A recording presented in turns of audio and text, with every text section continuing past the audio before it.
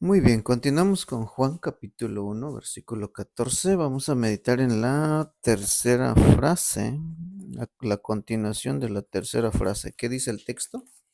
Juan 1, 14. Y Dice, aquel y verbo, aquel verbo fue hecho carne y habitó entre nosotros, y vimos su gloria, y vimos su gloria, gloria, gloria como del unigénito del gloria Padre, como del unigénito del del Padre, Padre, lleno de gracia y de verdad. lleno de gracia y de verdad. Entonces lo que vamos a ver el día de hoy es la gloria del verbo. ¿Qué significa gloria? Pues ya lo explicamos un poquito la vez pasada. Según el diccionario RAE, diccionario de la Real Academia Española, dice, significa reputación, significa fama, majestad, esplendor. Realmente lo que indica es, ah, indica o señala a alguien que es sobresaliente. Destaca a una persona que llega a tener grandes habilidades, grandes acciones o buenas acciones. Por ejemplo, un futbolista, un cantante o alguien que puede llegar a tener fama. Bien. La Biblia habla de la gloria de José en Egipto, como siendo José, siendo un esclavo, llega a ser gobernador en todo Egipto. Y Génesis 45 ahí habla de que él le dice a sus hermanos, vayan y traigan a mi padre para que vea mi gloria, dice, porque había hecho grandes cosas. Y también nos habla de la Biblia nos habla de la gloria de Salomón. Eso es, Mateo 6:29, el Señor Jesucristo habló de esa gloria de Salomón, o sea, su sabiduría, su reinado. Se fue una persona famosa.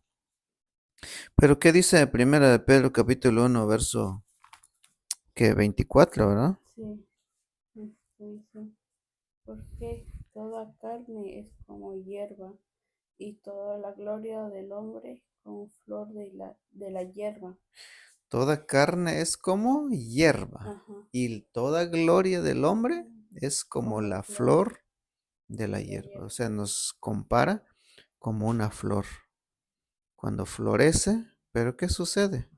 A los pocos días se marchita, se desvanece. Así es la gloria del hombre. En resumen, es lo que llega a ser una persona o lo que hace una persona, ¿no? Pero tarde o temprano esa gloria se apaga, se, se desvanece. Por eso es vanagloria, es una gloria temporal. Ahora pensemos en la gloria de Jesús. Jesús no vino a adquirir grandes habilidades, grandes acciones. Esa es la diferencia. La gloria de Jesús es eterna. Él es un ser glorioso. Él no llegó a ser lo que es. Él ya era glorioso. Él ya es antes glorioso. Incluso cuando vino a la tierra, no pudo manifestar toda su gloria como debe ser, como Dios, porque estaba en un cuerpo humano como nosotros, como ya lo hemos visto. Entonces esto, la gloria del hombre, de nosotros, los seres humanos, y la gloria de Jesús está a la inversa.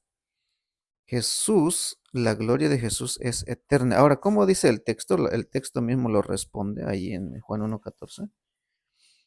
Vimos su gloria, gloria Gloria como como, del unigénito del Padre. ahí está, hay un adverbio de comparación que es como. Ujú. ¿Cómo? ¿Cómo dice el texto? Gloria como Gloria como del del unigénito. unigénito. Este es algo muy interesante. Unigénito. Unigénito Del del Padre. Padre. Unigénito del. Ahora note esta primera comparación que está haciendo el autor aquí.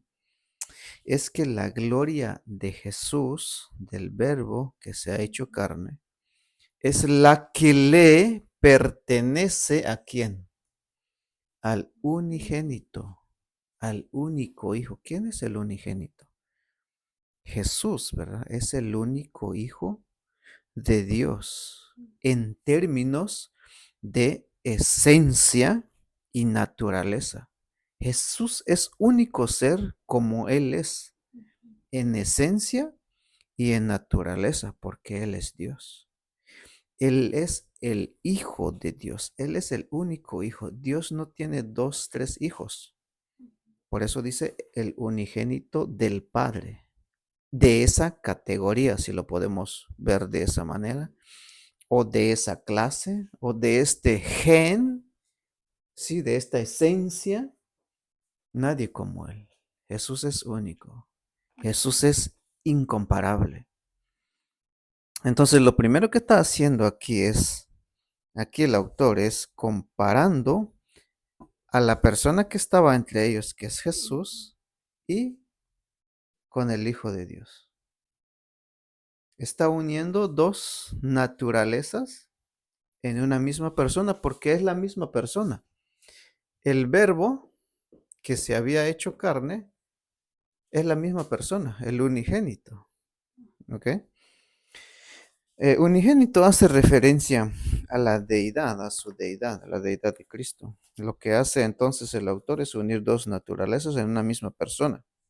En otras palabras, Jesús es humano y es Dios a la vez. Y por eso manifestó su gloria en la tierra. Es interesante que habla del Padre, Dios Padre, ¿no? Entonces no hay un solo Padre y también hay un solo Hijo. Esto no significa, como hemos dicho, es interesante que, es interesante que habla del Padre y habla del Hijo, ¿ok? Son dos personas distintas, pero no son dos dioses. Nosotros no creemos en dos dioses, creemos en un solo Dios, en dos o tres personas junto con el Espíritu Santo. Ahora hay un texto en Juan 10:30, el capítulo 10 más adelantito. Búsquelo allí. Juan capítulo 10, versículo 30. Esto nos aclara cómo las personas, las dos personas, tanto el Padre como el Hijo, son diferentes personas. ¿Qué dice Juan 10:30? Dice, yo y el Padre unos somos. Muy bien, hasta ahí nomás. Yo, eso es lo que está diciendo Jesús. Yo y Él, el Padre, Padre, uno uno somos. somos. O sea, son una, Una son un persona. solo Dios. Esa es la idea. Entonces, cuando hablamos en términos de naturaleza y esencia, y el escritor a los Hebreos también hace un poco de énfasis en eso, Hebreos 1:3. Déjame decirte que en Juan capítulo 17, versículo 4, lo leíste la vez pasada, cuando Jesús está orando a su Padre y le dice, Padre, he acabado la obra que me diste que hiciese. Ahora dice, glorifícame tú al lado tuyo con aquella gloria que tuve contigo antes que el mundo fuese. Eso es lo que dice Juan 17. Está hablando que ya tenía esa gloria antes que el mundo existiese, porque estaban juntos eternamente el Padre y el Hijo. Ahora, ¿qué dice Hebreos 1, capítulo 1, versículo 3? Dice, en 3, dice, el cual siendo el resplandor de su gloria y la imagen misma de su sustancia, y quien sustenta todas las cosas con la palabra de su Padre, de su poder que diga. De su poder. Muy bien, hasta ahí nomás. Así, El cual siendo que el resplandor ¿verdad? o manifestación de su gloria. Eso lo vamos a ver más adelante cuando estudiemos el siguiente pasaje. Jesús es el revelador de Dios el Padre en cuanto a lo que Dios se refiere. Y también dice la imagen misma de De su su sustancia. ¿Ok? ¿Y quién? Quien sustenta todas las Quien cosas con la palabra de su poder. Hasta ahí nomás. Entonces Jesús es realmente Él es glorioso, no solamente cuando vino a la tierra, sino y que ya Él era glorioso y ya tenía su propia gloria. Tenía su gloria celestial y cuando vino a esta tierra, abandonó, digámoslo así, se despojó, abandonó, hizo a un lado su gloria celestial, pero su gloria personal lo traía con Él. Ahora, la siguiente pregunta es, bueno, podemos ampliar más esto, pero por ejemplo, Juan, el mismo autor del Evangelio, en el libro de Apocalipsis que él escribió en el capítulo 1, él ve a Jesús cómo es y allí escribe con algunos detalles esa gloria, o sea, cómo es Jesucristo realmente en su plenitud. Bueno, ese es otro pasaje en Apocalipsis capítulo 1, muestra cómo es Jesús, pero cuando vino a la tierra, veló. Velar significa poner atrás de la cortina o ocultar. O sea, la humanidad de Jesús veló su gloria. Eso es lo que se conoce como cuando Jesús vino a esta tierra, que se despojó a sí mismo. A pesar de su encarnación, a pesar de esa humillación, esa gloria destellaba en ocasiones como en sus milagros. Por eso Jesús hacía milagros. En sus poderes sobrenaturales, sobre todo en sus atributos comunicables que él compartió con los hombres. Por eso nota la última frase de Juan capítulo 1, versículo 14. Vamos a verlo otra vez. Dice, y vimos su gloria, gloria como del unigénito unigénito del Padre, como lleno, de gracia y de verdad. lleno de gracia Y y de de verdad. verdad. Entonces, realmente, ¿qué es la gloria que ellos vieron? ¿Qué es la gloria que ellos vieron? Ya vimos el adverbio de comparaciones, gloria, pero lo que manifestó Jesús, o sea, la gloria que está, o la gloria que ahora el autor del libro del Evangelio va a enfatizar es la plenitud, lleno de qué? De gracia Lleno de gracia y de verdad. y también lleno de Verdad. verdad. Esto es lo que quiere señalar el autor de este libro. Esa gloria de Jesús lo manifestó en su plenitud con dos palabras que encierran varios aspectos. Colosenses capítulo 1, por ahí en sus versículos 9 dice que en él habita corporalmente toda la plenitud de la deidad. ¿Ok? Y es interesante que en el siguiente capítulo Jesús muestra su gloria. ¿Cómo? Ahí hace un milagro en el capítulo 2. Jesús estaba en una boda y se le sacaba el vino. Y la madre de Jesús le dijo que hiciera algo.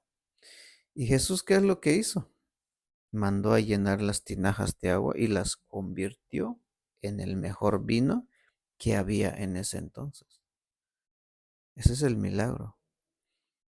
Y en el capítulo 3 muestra esta palabra aquí. Hay una relación aquí en el capítulo 3, por ejemplo, verso 16 dice, porque de tal manera amó Dios al mundo que ha dado a su unigénito Hijo, para que todo aquel que en él cree no se pierda, mas tenga vida eterna. A partir del capítulo 4 vemos Jesús llegando a una mujer samaritana. Tú no sabes esta historia, pero ahí en el capítulo 4 llega una mujer samaritana para ofrecerle la salvación. En el capítulo 5, 6, así sucesivamente, en cada capítulo muestra lo que es su gracia, pero también muestra la verdad. Entonces, la gloria que ellos vieron está relacionada con la gracia. Es un resumen de todo lo que va a escribir en el resto del libro. Cuando pensamos en la gracia, nos habla del amor de Dios, ¿ok?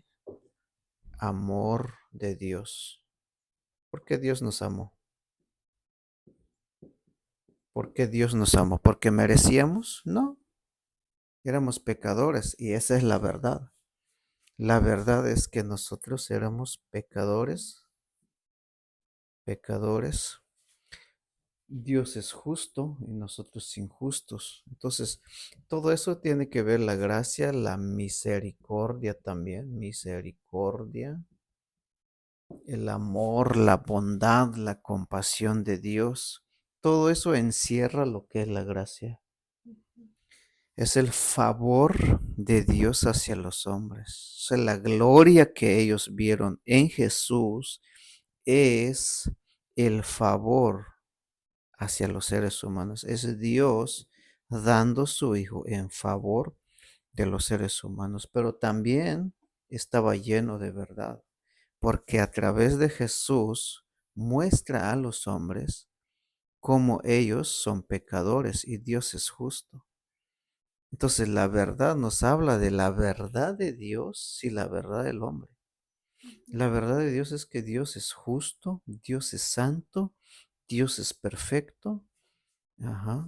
Entonces, entonces esto es lo que encierra en sí la gloria. Cuando dice el texto, vimos su gloria, y esa gloria está comparada con la gloria del unigénito del Padre, lleno de gracia y también lleno de verdad. Entonces, así se manifiesta la gloria de Jesús. Y ya básicamente a partir de este pasaje va a empezar a escribir basado en estos, en esta gloria, porque la idea del autor o del escritor es mostrar quién es Jesús y mostrar lo que hizo. ¿Para qué? Para que creamos en Él. Y el que cree en Él, pues tiene salvación y vida eterna, es lo que dice la última parte, en los últimos versículos del libro, porque ese es el propósito de Dios. Bueno, vamos a continuar más adelante y gracias por ver este video y Dios me los bendiga.